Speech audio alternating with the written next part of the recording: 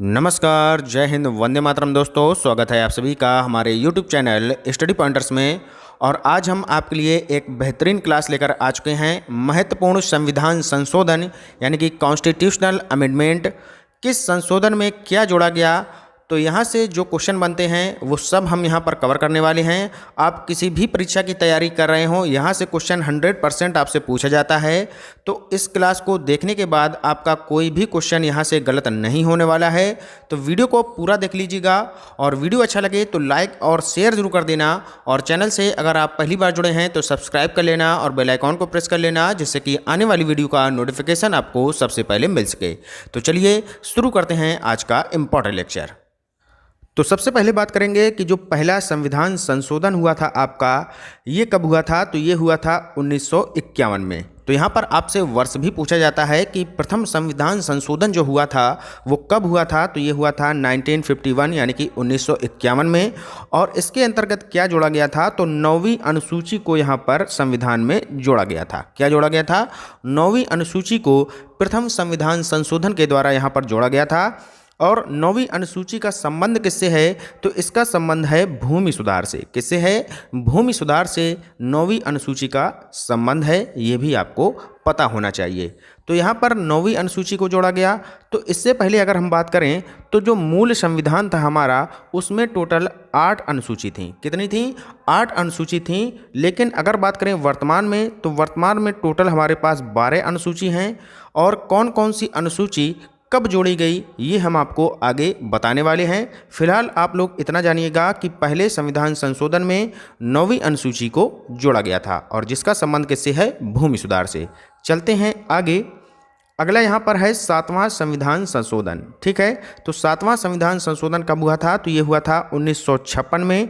और इसके अंतर्गत क्या हुआ था, तो राज्य पुनर्गठन आयोग का यहाँ पर जो है गठन किया गया था। और ये गठन किया गया था किसकी अध्यक्षता में, तो ये किया गया था फजल अली कमीशन की अध्यक्षता में राज्य पुनर्गठन आयोग का यहाँ पर गठन किया गया था। और अगर बात करें कि वर्तमान में, यानी कि जब ये 7वां संविधान संशोधन हुआ था, तो उस समय भारत में कितने राज्य थे, तो उस समय भारत में 14 राज्य थे और 6 केंद्र शासित प्रदेश से। तो ये भी क्वेश्चन आपसे पूछा जा सकता है, तो इसको भी आप लोग याद रखिएगा। ठीक है, और अगर बात करें कि 1 नवंबर 1956 को किस राज्य का गठन किया गया था, ये भी क्वेश्चन पूछा जाता है। तो 1 नवंबर 1956 को जो है राजस्थान राज्य का गठन किया गया था, ये भी आप लोग याद रखिएगा। ठीक है, चलते हैं नेक्स्ट, आगे देखते हैं 13वां संविधान संशोधन। तो यहाँ पर बात करेंगे 13वें संविधान संशोधन की, बहुत ही इंपॉर्टेंट है आपके लिए। ये हुआ था आपका 1962 में। कब हुआ था? 1962 में हुआ था। इसके अंतर्गत क्या हुआ था कि नागालैंड जो है आपका, इसको राज्य का दर्जा दिया गया था। नागालैंड को राज्य का एक दर्जा दिया गया था। और अगर बात करें इसकी स्थापना कब हुई थी, तो नागालैंड की स्थापना हुई थी 1 दिसंबर 1963 को। और ये जो है भारत का 16वां राज्य के रूप में घोषित किया गया था। क्या किया गया था? 16वां राज्य के रूप में जो है ये घोषित किया गया था। 1 दिसंबर 1963 को इसकी स्थापना हुई थी। अगर बात करें कि नागालैंड के जो वर्तमान में सीएम यानी कि मुख्यमंत्री कौन हैं, तो वो हैं नेफ्यू रियो। ठीक है, और राज्यपाल यहाँ के हैं वर्तमान में जगदीश मुखी। ठीक है, तो इनको भी आप लोग याद रखिएगा। चलते हैं आगे। अगला पॉइंट यहाँ पर दिया है 21वां संविधान संशोधन। वेरी वेरी मोस्ट इम्पॉर्टेंट है ये भी आपके लिए। तो 21वां संविधान संशोधन जो हुआ था, ये हुआ था 1967 में। और इसके अंतर्गत जो है, जो 15वीं भाषा है आपकी, यानी कि जो सिंधी भाषा है, इसको जोड़ा गया था। आपको पता होगा कि जो मूल संविधान था हमारा, उसमें टोटल 14 भाषाएं थीं 8वीं अनुसूची में। कौन सी अनुसूची में? 8वीं जो अनुसूची है उसमें टोटल 14 भाषाएं थीं। लेकिन जो 21वां संविधान संशोधन आपका होता है 1967 में, उसके द्वारा सिंधी भाषा को यहाँ पर जोड़ा गया। और अगर हम यहाँ पर सिंधी भाषा को जोड़ देते हैं तो ये टोटल अब हो जाती हैं आपकी 15 भाषाएं। ठीक है, लेकिन अगर बात करें कि वर्तमान में कितनी हैं, तो वर्तमान में 22 भाषाएं हैं। तो आगे और कौन कौन सी भाषा किस संविधान संशोधन के द्वारा जोड़ी गई, वो हम आपको आगे बताने वाले हैं। फिलहाल आप लोग इतना समझिएगा कि 21वां संविधान संशोधन जो हुआ था, उसके अंतर्गत 15वीं भाषा के रूप में सिंधी भाषा को जोड़ा गया था। ठीक है, क्लियर हो गया होगा। चलते हैं आगे। अगला देखते हैं, यहाँ पर दिया है कि 42वां संविधान संशोधन, वेरी वेरी मोस्ट इम्पॉर्टेंट है आपके लिए, इसको आप लोग 100% रट कर जाइएगा। जो 42वां संविधान संशोधन है, सबसे पहले पूछा जाता है कि ये किस वर्ष हुआ था, तो ये हुआ था 1976 में। पहला पॉइंट क्लियर कर लीजिएगा, 42वां संविधान संशोधन कब हुआ, 1976 में हुआ। और इसी को लघु संविधान यानी कि मिनी कॉन्स्टिट्यूशन भी बोला जाता है। ठीक है, आपसे पूछा जाएगा कि मिनी कॉन्स्टिट्यूशन यानी कि लघु संविधान किसको बोला जाता है, तो ये बोला जाता है 42वें संविधान संशोधन को। ठीक है, ये भी क्लियर हो गया। अब इसमें हुआ क्या था कि जो प्रस्तावना होती है आपकी संविधान की, उसमें जो है यहाँ पर संशोधन किया गया था। उसमें 3 शब्द जोड़े गए थे, कौन कौन से, पंथ निरपेक्षता, समाजवाद, अखंडता, यानी कि इन 3 शब्दों को वहाँ पर जोड़ा गया था। ये आप लोग याद रखिएगा। यहाँ पर एक पॉइंट और है जो बहुत ही महत्वपूर्ण है, केशवानंद भारती केस। केशवानंद भारती केस में क्या हुआ था कि यहाँ पर जो है सबसे बड़ी जो है यहाँ पर बेंच बैठती है और 13 जजों की यहाँ पर बेंच बैठती है। और ये कब हुआ था, तो ये हुआ था 1 अप्रैल 1973 को ये मामला हुआ था।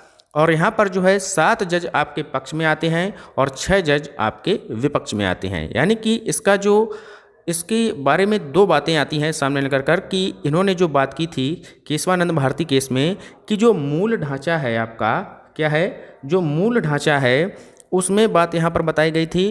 और प्रस्तावना में जो आपका संशोधन हो सकता है उसके बारे में यहाँ पर बताया गया था। यहाँ पर बोला गया था कि प्रस्तावना जो है वो संविधान का ही अंग है और इसमें संशोधन हो सकता है। तो इस बारे में यहाँ पर बात की गई थी केशवानंद भारती केस में। तो आप लोगों को केवल मोटा मोटा ये याद रखना है कि ये कब हुआ था, तो 1 अप्रैल 1973 को हुआ था। ठीक है, केवल ये आपको याद रखना है। आगे देख लेते हैं और क्या हुआ था इसके अंतर्गत।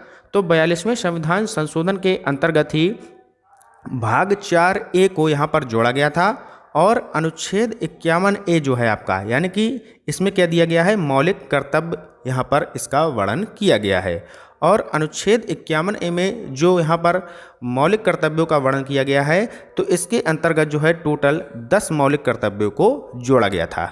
अगर हम आपसे पूछें कि मूल संविधान में, यानी कि जो आपका मूल संविधान पहले बना था उसमें कितने मौलिक कर्तव्य थे, तो आपका आंसर होगा 0। एक भी मौलिक कर्तव्य नहीं थे। इनको जोड़ा गया था 42वें संविधान संशोधन के द्वारा भाग 4A में अनुच्छेद 51A में। ठीक है, क्लियर हो गया होगा पॉइंट। ये बातें आपको याद रखनी है, बहुत ही इंपॉर्टेंट है आपके लिए। चलते हैं आगे।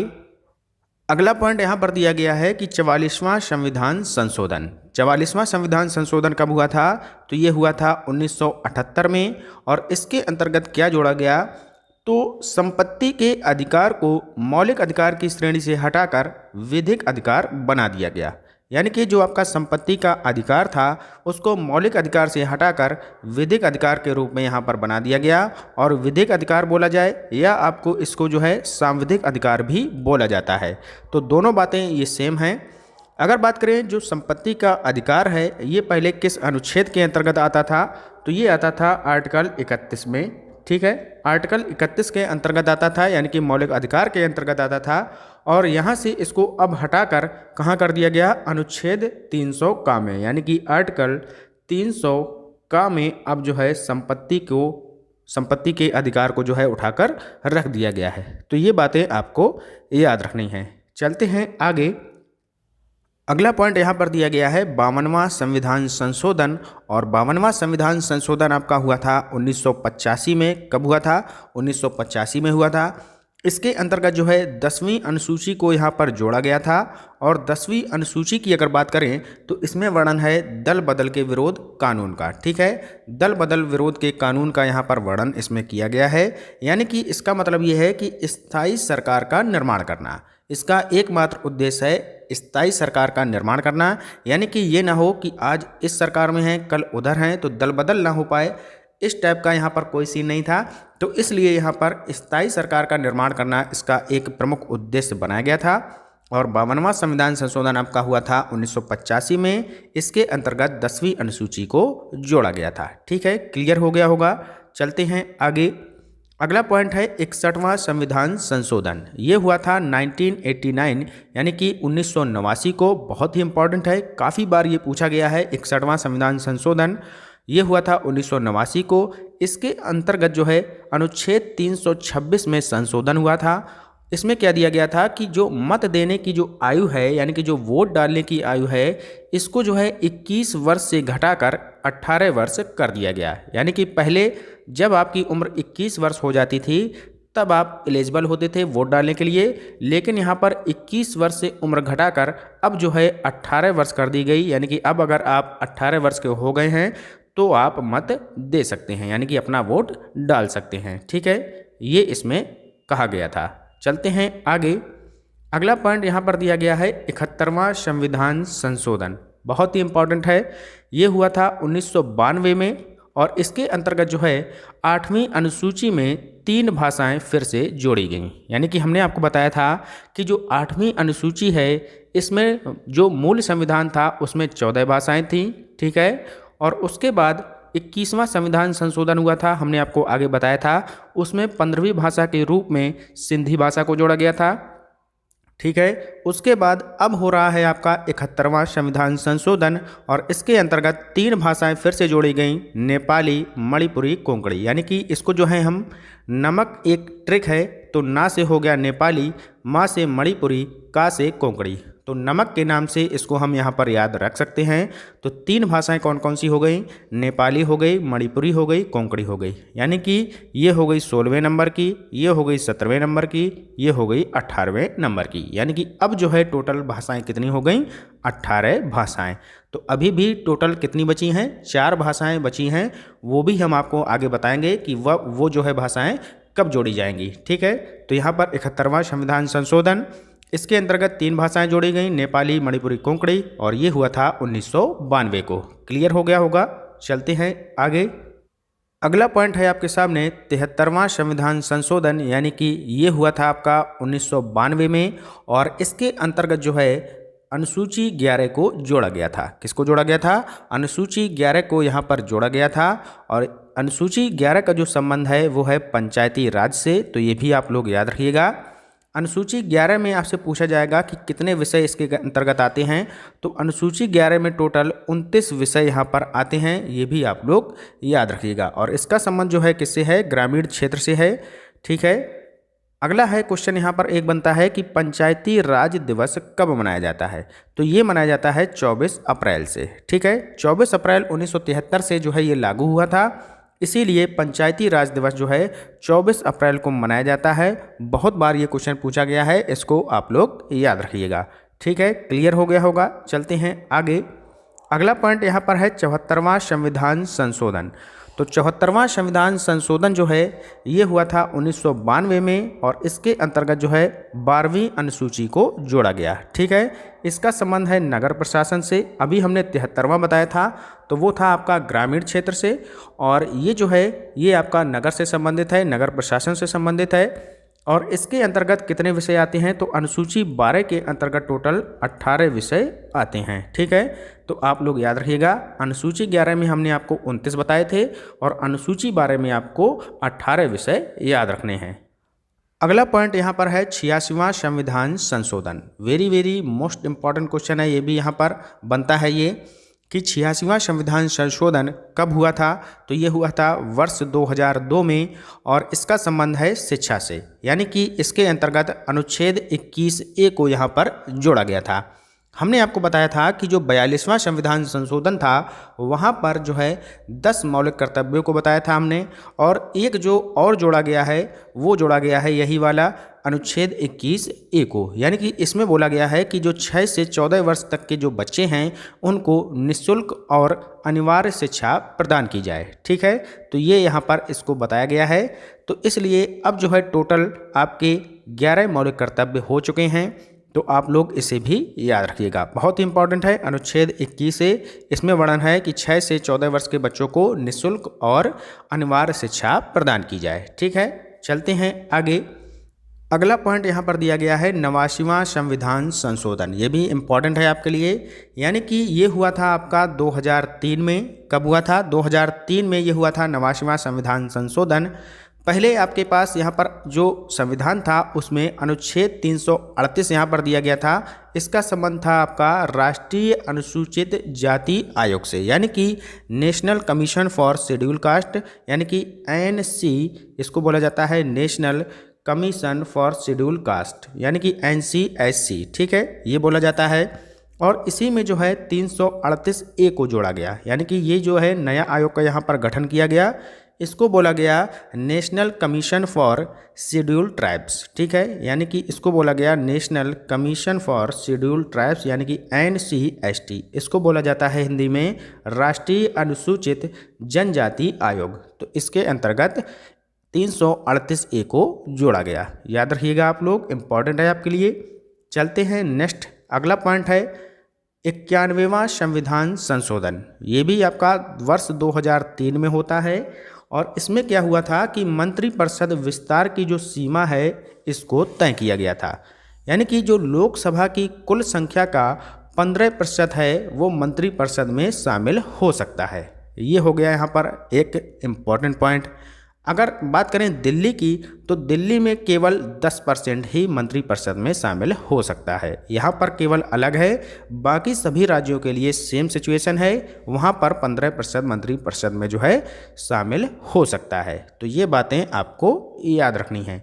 चलते हैं आगे, अगला है 92वां संविधान संशोधन। ये भी आपके लिए इम्पॉर्टेंट है। ये हुआ था वर्ष 2003 में और इसके अंतर्गत फिर से यहाँ पर 8वीं अनुसूची में 4 भाषाओं को जोड़ा गया था। कौन कौन सी? बोडो, डोंगरी, मैथिली और संथाली, ठीक है। तो पहले हमारी थी 18 भाषाएं, हम कर चुके थे, उसके बाद ये 4 जोड़ लेते हैं, तो अब वर्तमान में टोटल 22 भाषाएं हमारी हो चुकी हैं, ठीक है। आप लोगों को याद होगा हमने बताया था कि जो 21वां संविधान संशोधन हुआ था उसमें सिंधी भाषा को जोड़ा गया था। उसके बाद हमने आपको बताया कि जो 71वां संविधान संशोधन हुआ था उसमें हमने यानी कि नमक जोड़ा था। नमक का मतलब नेपाली, मणिपुरी, कोंकणी। और उसके बाद ये आ गया 92वां संविधान संशोधन, यहाँ पर हमने BDMS को जोड़ा है, यानी कि बोडो, डोंगरी, मैथिली और संथाली। तो इस तरीके से आप लोग इनको याद कर सकते हैं। और एक सेपरेट वीडियो भी हमने आपको बनाया था आपके लिए, एक 8वीं अनुसूची का एक पूरा वीडियो हमने आपके लिए बनाया है, वहाँ पर ट्रिक भी बताई हैं कि कैसे आपको याद रखना है, तो वो आप लोग ज़रूर देख लें। उसका लिंक हम आपको डिस्क्रिप्शन में दे देंगे, ठीक है। चलते हैं अगले पॉइंट की तरफ। अगला पॉइंट है 97वां संविधान संशोधन। ये हुआ था वर्ष 2011 में और इसके अंतर्गत क्या हुआ था कि सहकारी समिति से ये जो है संबंधित है। बस इतनी ही बात इसमें आपको याद रखनी है, इम्पॉर्टेंट ज़्यादा नहीं है, केवल इतना याद रखना है, ठीक है। चलते हैं आगे, अगला है आपके लिए 99वां संविधान संशोधन। ये हुआ था वर्ष 2015 में और इसमें क्या हुआ था कि जो कॉलेजियम पद्धति है उसके स्थान पर राष्ट्रीय न्यायिक नियुक्ति आयोग यानी कि NJAC का गठन किया गया था, ठीक है। किसका गठन किया गया था आप लोग यहाँ पर देख सकते हैं। जो NJAC है इसका फुल फॉर्म क्या होता है? तो इसका फुल फॉर्म होता है नेशनल जुडिशरी अपॉइंटमेंट कमीशन, ठीक है। तो ये इसका फुल फॉर्म होता है। एक यहाँ पर नोट लिखा गया है, इसको आप लोग समझ लीजिएगा। ये सर्वोच्च न्यायालय के द्वारा एकमात्र संविधान संशोधन जिसे असंवैधानिक करार दिया गया वो यही था। कौन सा? जो यहाँ पर कॉलेजियम पद्धति के स्थान पर जो राष्ट्रीय न्यायिक नियुक्ति आयोग का गठन किया गया था, तो इसको जो है सर्वोच्च न्यायालय यानी कि सुप्रीम कोर्ट के द्वारा असंवैधानिक करार दिया गया था। तो आपसे यही पूछता है, इसलिए हमने यहाँ पर नोट लगा दिया है, आप लोग याद रखिएगा। चलते हैं आगे, अगला पॉइंट है 100वां संविधान संशोधन। ये हुआ था आपका वर्ष 2015 में और इसमें क्या हुआ था कि भारत और बांग्लादेश के मध्य भूमि हस्तांतरण हुआ था। यानी कि अगर हम कोई भी अपने देश की ज़मीन किसी देश को देते हैं, उसको हस्तांतरण करते हैं, तो वहाँ पर संविधान संशोधन होना ज़रूरी होता है। और जब यहाँ पर 3 बीघा कॉरिडोर जो है भारत ने यहाँ पर बांग्लादेश को दिया था, तो ये हमारा हुआ था 100वां संविधान संशोधन, ठीक है। तो इसका संबंध है भूमि हस्तांतरण से, ये आप लोग याद रखिएगा। चलते हैं आगे और ये होगा लास्ट संविधान संशोधन 101वां संविधान संशोधन जो आपके लिए इम्पॉर्टेंट है, वर्ष 2016 में हुआ था। और ये पूछा जाता है कि लागू कब से हुआ था, तो ये लागू हुआ था 1 जुलाई 2017 से, और इसका संबंध है जीएसटी से, यानी कि गुड्स एंड सर्विस टैक्स। ठीक है, और ये जो है जीएसटी एक तरीके से अप्रत्यक्ष कर होता है। ठीक है, तो ये भी आप लोग याद रखिएगा। तो ये सारे संविधान संशोधन थे जो हमने आपके साथ डिस्कस किए। ये जितने भी हमने आपको बताए हैं सारे इंपॉर्टेंट हैं, इनको आप लोग याद रखिएगा और एक नोट तैयार कर लीजिएगा, वहाँ पर लिख लीजिएगा, बहुत ही काम आने वाले हैं आपके लिए। तो वीडियो कैसा लगा ज़रूर हमें कमेंट बॉक्स में बताएं। मिलते हैं एक नए टॉपिक के साथ, एक नए वीडियो के साथ। तब तक के लिए good bye, have a nice day. जय हिंद, जय भारत।